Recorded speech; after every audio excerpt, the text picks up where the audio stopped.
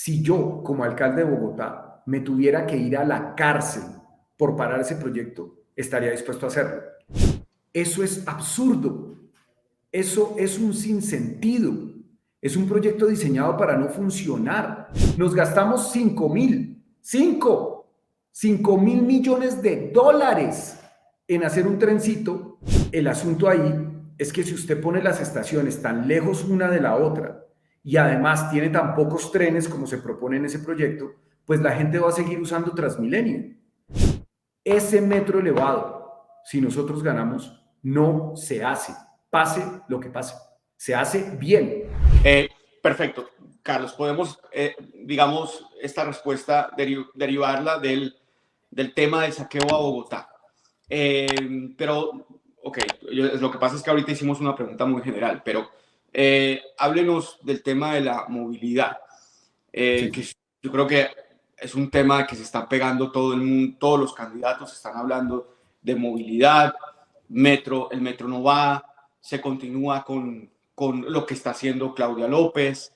Entiendo que ha cedido un poco frente al gobierno nacional, el corredor de la séptima, Transmilenio por la 68, todo esto que a la gente le interesa, porque de ese tema de la movilidad se desprenden los otros temas. ¿Cómo va a ser el manejo que usted le va a dar en su alcaldía? Beto, hay una sola cosa con la que se debe ser avaro, y es con el tiempo. Uno puede ser muy generoso con el dinero, uno puede ser muy generoso con cualquier cosa material, uno puede ser muy generoso con el amor, con el cariño, pero uno no puede ser generoso con el tiempo, porque eso es un recurso escasísimo y es lo único que un ser humano en realidad posee. Vea, Elon Musk puede ser dueño de Twitter, de Tesla, de SpaceX. Lo único que en realidad tiene y que nadie le puede quitar es el tiempo que le queda de vida en este planeta. Nada más. Y el drama de la movilidad, Beto, es producto de la mezquindad de una clase política a la que no le ha importado que millones de bogotanos, generaciones enteras, unas tras otras, pierdan eso que tenían, que era el tiempo, en unos trancones, en un transporte indigno, cuando eso tiene una solución hace mucho tiempo, cuando hay maneras técnicas factibles de solucionarlo. Usted con la movilidad siempre va a tener problemas, en cualquier ciudad, siempre hay problemas de movilidad, siempre. Pero si usted, en lugar de tomar las decisiones técnicamente factibles, se dedica simplemente a alimentar a unas mafias enquistadas dentro del poder para que lo sigan teniendo y para que se sigan haciendo ricas, lo que está sacrificando es el tiempo de vida de las personas. Cuando una persona, una mujer trabajadora que vive en Usme, tiene que pasar 1 hora y media para llegar a su trabajo en la 116 con novena, esa mujer está perdiendo el tiempo para ver crecer a sus hijos o para simplemente vivir, para leer un libro, para ver televisión, para divertirse, para hacer ejercicio. Eso no es aceptable. Y mucho menos que los políticos en Colombia una y otra vez hayan tomado la decisión de poner el interés particular de unos megarricos por encima de la vida que se le está esfumando entre las manos a 8 millones de personas. Eso no es aceptable. Entonces, ¿qué vamos a hacer? Lo primero es garantizar que la primera línea del metro se haga bien. El que diga que va a ser 3 líneas, 4 líneas, 5 líneas, 10, 11, 20, eso no se hace en 4 años y es imposible. Ni siquiera se contrata en 4 años. No lo han podido Pero hacer en 30 años. eso es un esfuerzo de 30 años.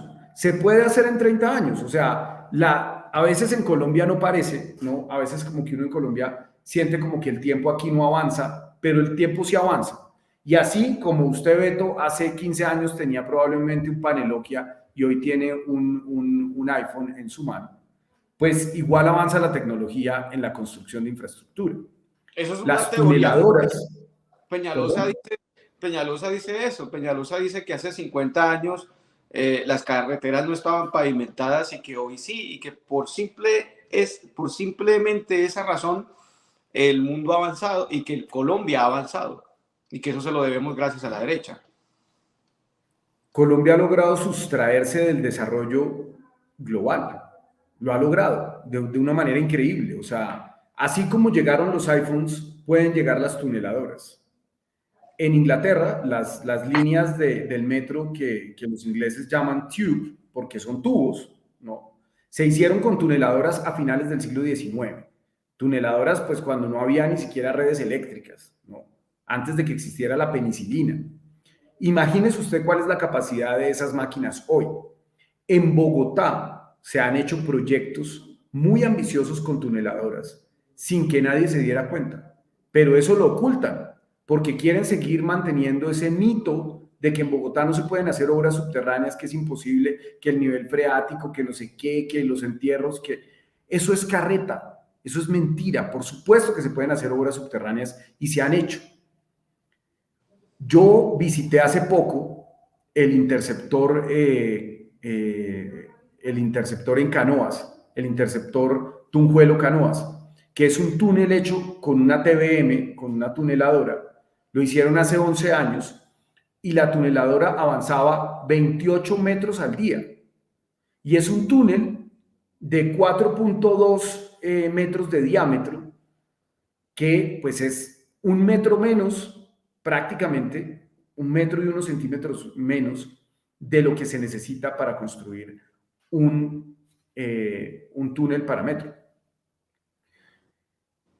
¿Quién se dio cuenta de que se estaba haciendo ese túnel? Nadie. Es un túnel que arranca en San Bernardino, en la localidad de Bosa, y termina en la zona rural de Soacha. Nadie se dio cuenta de que lo estaban construyendo. Nadie se dio cuenta de que esa tuneladora estaba pasando por debajo de sus casas o de sus predios. Porque así es como funciona. Y aquí nos quieren meter el cuento de que no se puede hacer. Eso es mentira, eso es carreta. Por supuesto que se puede hacer. O sea, El gobierno nacional... va al metro subterráneo. Sí, el gobierno nacional tiene la intención, y eso es una ventaja enorme, que hoy tenemos la coincidencia entre el gobierno distrital, si nosotros ganamos, y el gobierno nacional. El gobierno nacional está dispuesto a poner los recursos adicionales para soterrar el metro, pero hay una cosa que no se nos puede quedar fuera de la discusión, y es que no solamente se trata de hacerlo por abajo, se trata de hacerlo suficientemente robusto. Hoy, entre la calle Primera y Los Héroes, Transmilenio tiene 17 estaciones. Todos los bogotanos que nos vean saben que si vienen del sur por la Caracas, cuando llegan a la Ortúa, a la altura de la calle Primera, ahí empiezan unas estaciones. Son 17 estaciones hasta llegar a Los Héroes. Si algún día se construye el metrico, es el trencito cañero que dejó firmado Peñalosa. Dígame, Beto, ¿cuántas estaciones cree usted que va a tener en ese mismo trayecto? ¿Cuántas le pone? Así, cálculo. Transmilenio tiene 17. No sé. ¿Aló? ¿Me escucha? Perdí, Beto. No, aquí estoy. Sí, ya, es que sí. No. se quedó congelado la... No, realmente no sé. ¿Unas 8 o 9? 6 estaciones. Las 17 estaciones de Transmilenio no están ahí porque sí. Las 17 estaciones de Transmilenio están ahí porque es donde la gente necesita llegar. Claro. Recuerde que Transmilenio buscó reemplazar el metro. Lo que hizo Peñalosa en el 98 fue tirar el metro a la basura y reemplazarlo por Transmilenio. Cuando usted ve el proyecto de metro subterráneo que se hizo en la alcaldía de la Bogotá Humana, pues el número de estaciones era significativamente mayor. Era un proyecto de 29 kilómetros con 27 estaciones. El proyecto que firma Peñalosa es un proyecto de 25 kilómetros con 15 estaciones. Y después le ponen una adicional al sur, hacia el lado de Gibraltar, por Patio Bonito.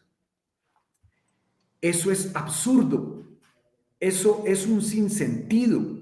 Es un proyecto diseñado para no funcionar. Entonces, pues claro que se ha elevado, es horrible, porque va a deteriorar. Usted, Beto, que vivió en Miami, pues esas moles de concreto que son las líneas elevadas, además el metro de Miami no sirve para nada, eso por allá usted puede llegar a Vizcaya en ese tren, pero es una ciudad que depende del automóvil y esos trenes van vacíos y no sirven básicamente para nada. Alguna vez creo que Ronald Reagan dijo que era más barato comprarle a cada ciudadano un carro que mandar a hacer ese metro elevado de Miami, que fue un fracaso. Pero el asunto ahí es que si usted pone las estaciones tan lejos una de la otra y además tiene tan pocos trenes como se propone en ese proyecto, pues la gente va a seguir usando Transmilenio, porque el proyecto se diseñó para no quitarle pasajeros a Transmilenio. Imagínese usted esa locura. Entonces, nos gastamos 5 mil millones de dólares en hacer un trencito para que el trencito sea el que le lleve pasajeros a los buses. Eso es un absurdo. Y yo le digo una cosa categóricamente, Beto. Si yo, como alcalde de Bogotá, me tuviera que ir a la cárcel por parar ese proyecto, estaría dispuesto a hacerlo.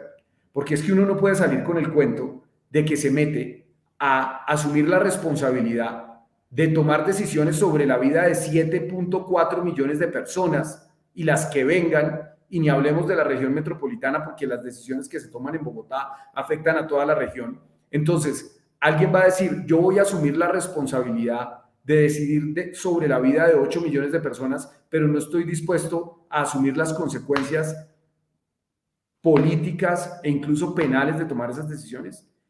Ese metro elevado, si nosotros ganamos, no se hace, pase lo que pase.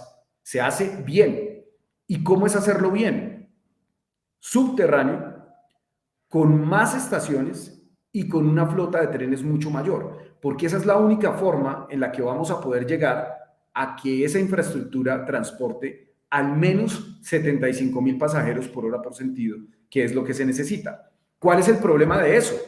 Que si logramos eso, si logramos que el metro transporte 75,000 pasajeros por hora por sentido, pues Transmilenio sobre la Caracas y sobre las Américas, pues no va a tener razón de ser.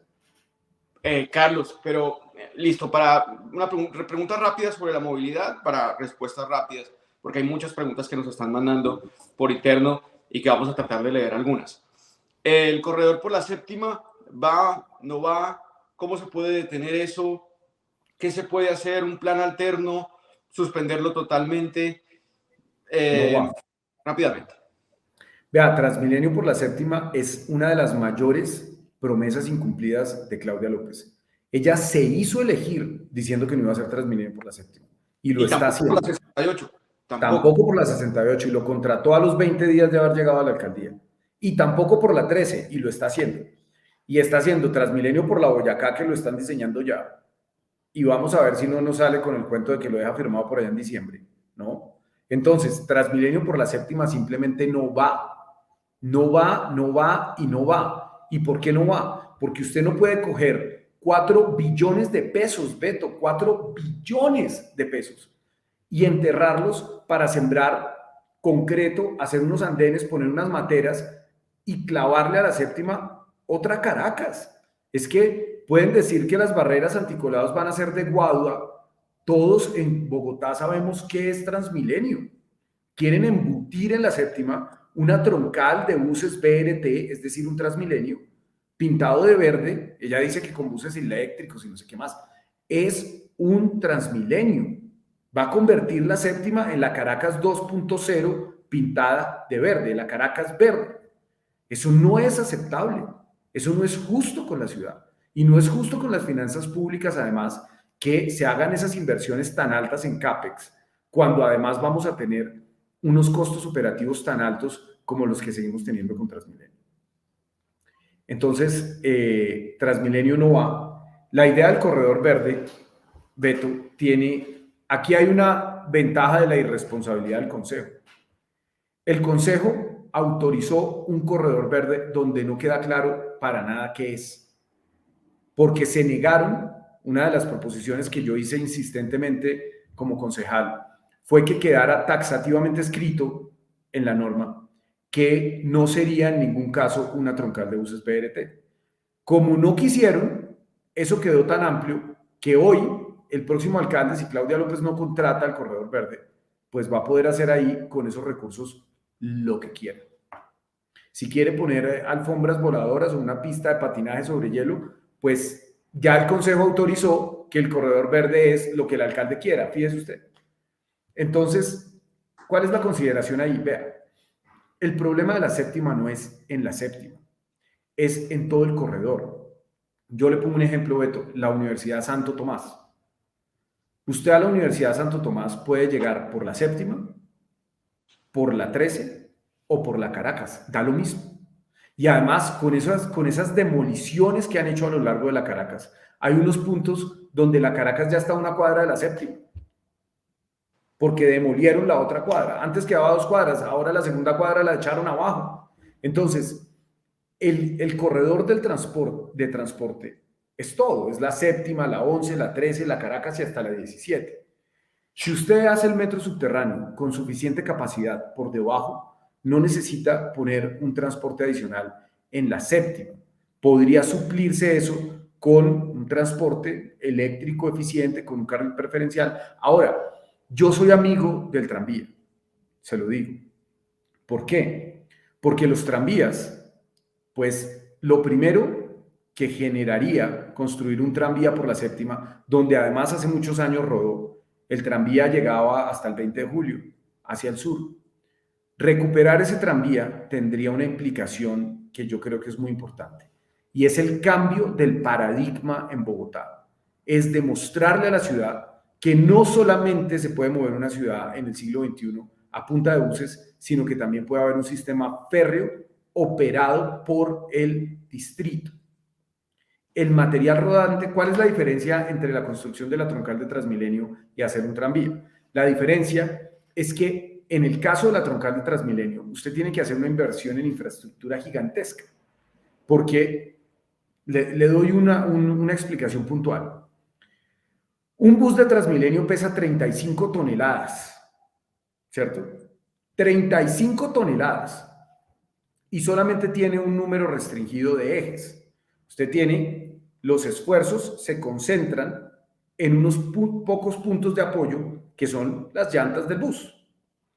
¿Eso qué quiere decir? Que cada llanta es como una cizalla pasando, como un cuchillo caliente en la mantequilla pasando por encima del pavimento. Cuando usted tiene un tren o un tranvía, esos esfuerzos se distribuyen a lo largo de todo el riel.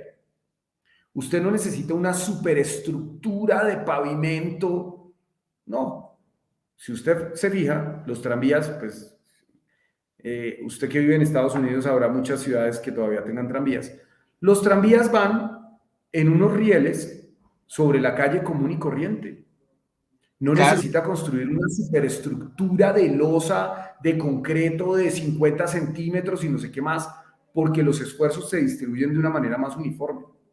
profe. Usted lo que necesita, básicamente, para que un tranvía pueda rodar, para que un tranvía pueda andar, es tener unos rieles, unas catenarias para la alimentación de la electricidad y unas estaciones, unas zonas pagas que son mucho menos invasivas que las estaciones de Transmilenio, son de plataforma baja, el tranvía va en superficie, no necesita elevarlo.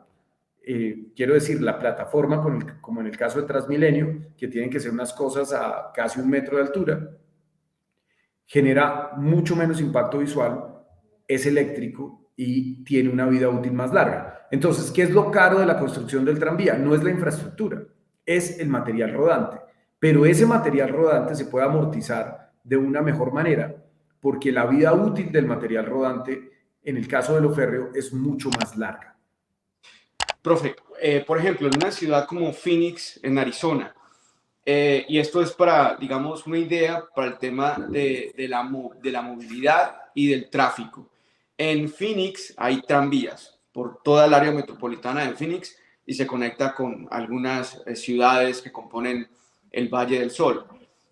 Como usted lo explicó, el tranvía va sobre la vía, simplemente tienen que abrir como un tipo de huequito en la mitad de la vía, poner digamos, como una placa de metal para que pues obviamente se deslice el tranvía, pero cuando no pasa el tranvía, por esa misma vía va el tráfico normal.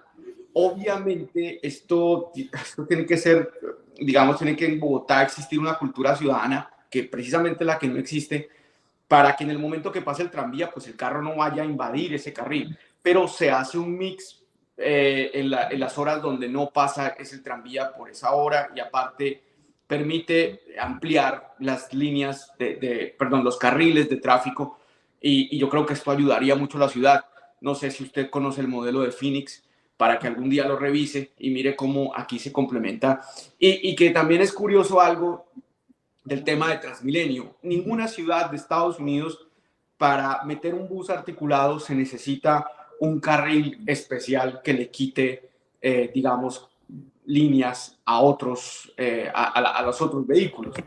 Por ejemplo, en Los Ángeles, en Miami, Nueva York, que Peñalosa es feliz subiendo fotos de los buses articulados. Miren, miren cómo aquí funciona, pero no cuenta que en esas ciudades no se necesita un carril especial para esos buses articulados. Solamente quería aportarle eso. Sí, Beto. Bueno, yo no conozco específicamente de Phoenix, pero pues así es como funciona en todas partes del mundo. Así ¿Qué funciona. es lo que pasa con Bogotá? Sí, pues, o sea, los tranvías en muchos casos no están segregados, sino que van dentro de la vía y en algunos casos se comparte el tráfico. Yo creo que se le puede dar un carril segregado. En el caso de Bogotá, en la séptima se puede mantener el tráfico mixto en 2 carriles, dejar espacio para los tranvías que tienen, esa es otra ventaja del tranvía. Al ser un sistema guiado, necesita mucho menos ancho en el carril. Pero además no tiene carriles de sobrepaso. Algunos de los defensores de Transmilenio dicen que lo bueno de Transmilenio es que tiene carriles de sobrepaso. Eso es mentira. Eso está absolutamente probado que no sirve para nada. Usted el tiempo que gana en el expreso de Transmilenio lo pierde esperándolo o lo pierde caminando hasta que llega a la puerta de una estación de Transmilenio, que tiene que caminar 2, 3, 4 vagones para poder llegar hasta ahí después de haber caminado 200 metros en el puente. Usted termina perdiendo el tiempo que gana en el expreso tomándolo y esperándolo. Transmilenio es un desastre en términos técnicos, es un error. Pero yo quiero decirle una cosa puntual sobre el caso del bus en carril exclusivo en Bogotá. No es que no pueda haber buses con carril exclusivo, puede haberlos. Es que en Bogotá, hace 25 años, el señor Enrique Peñalosa y sus compinches tomaron una decisión, y fue decirle al mundo que esos buses pegados sobredimensionados, que esa troncal de buses en carril exclusivo con esteroides podía hacer lo mismo que un metro por una fracción del costo. Esa fue la teoría. Y la prueba de esa teoría era Bogotá. Si usted va a Barcelona, si usted va a Berlín, si usted va a Londres y le dice a una persona cualquiera, venga, Tom, John, o como se llame, o Anthony, o como se llame, y usted le dice, hay una ciudad de 8 millones de habitantes que no tiene metro.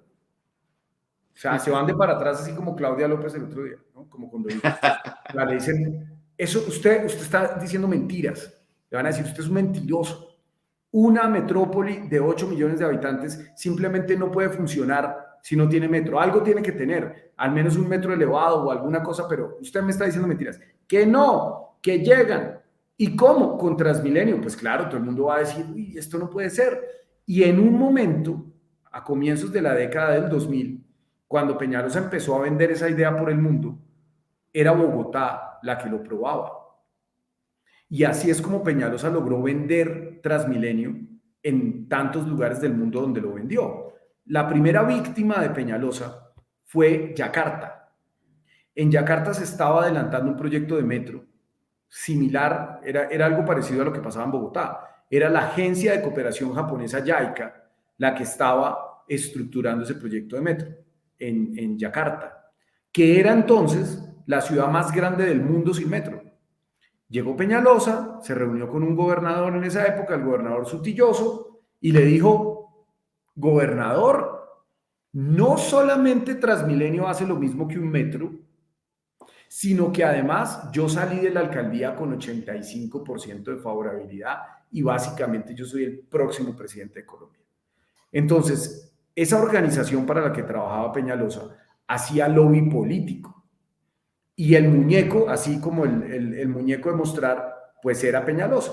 Y lo llevaban allá todo grandote, ¿cierto? Hablando en inglés, diciendo, yo me le paré duro a los ricos de los carros, los sometí, les quité el espacio, tiré al carajo ese metro que no servía para nada y lo decía con orgullo y eso está documentado.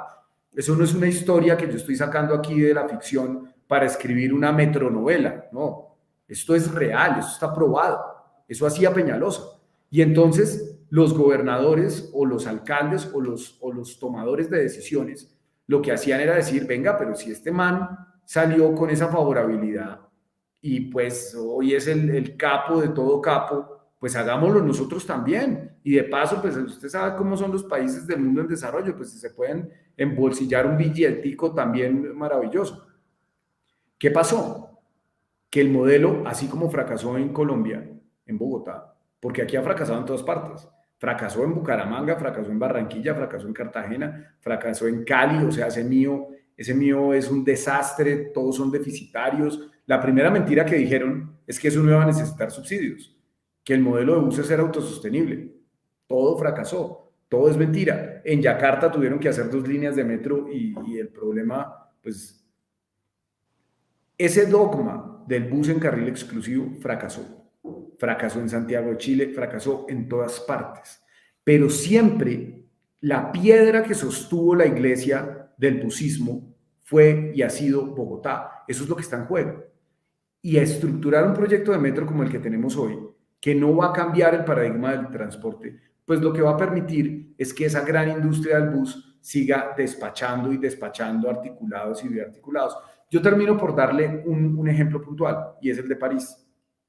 A mí me gusta mucho este ejemplo porque París es una ciudad aspiracional, ¿no? Entonces muchas personas dicen, no, yo quiero ir a París y las fotos y el matrimonio y la luna de miel y la Torre Eiffel y el Arco del Triunfo y todo esto, ¿cierto? Los Campos Elíseos. París es del tamaño, Beto, de Valledupar. No es más grande. Los 20 distritos de París. Por supuesto que tiene suburbios, l'Île-de-France y todo lo que usted quiera, pero la París, la París de las películas, es del tamaño de Valledupar. Y tiene 244 estaciones de metro. Hoy tiene 244 estaciones de metro. Y están haciendo una inversión multimillonaria para ampliar la red de metro, que ya es gigantesca, ¿cierto? Y que llevan más de 100 años construyendo. Siguen haciendo unas inversiones multimillonarias para ampliar. Hoy, París, del tamaño de Valledupar, tiene 244 estaciones de metro. Si nosotros seguimos adelante con lo que está proponiendo Claudia López de completar el otro medio metro de Peñalosa y hacer el trencito elevado, en el 2050,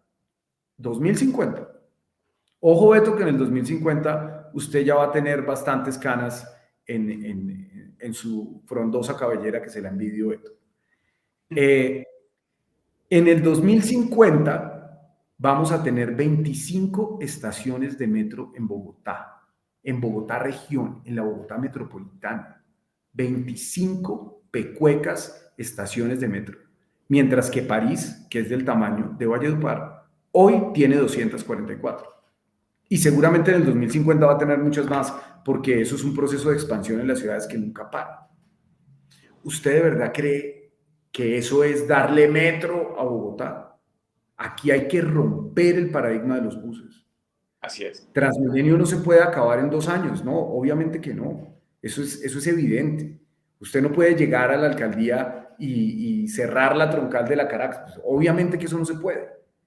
Pero lo que sí se puede hacer es empezar a diseñar una red de metros que progresivamente vaya sustituyendo las troncales de Transmilenio. Cuando por debajo de la Caracas vaya bajo la tierra un transporte suficientemente eficiente, el Transmilenio de arriba tiene que irse de ahí.